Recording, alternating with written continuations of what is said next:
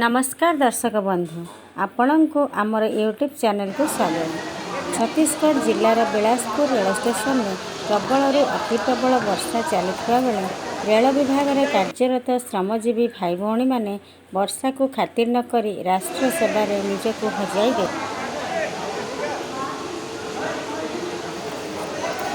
Rail line उपर कार्य करी श्रमिक भाई भौणी फेरुंट निजर गंतव्य स्थल को।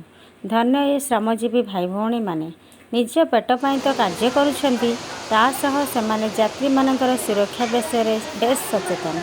रेल लाइन उपरे जेपरि दुर्घटना न घटे से सदासर्वदा सतर्क और जाग्रत रही राष्ट्र सेवार निजक नियोजित करिछंती।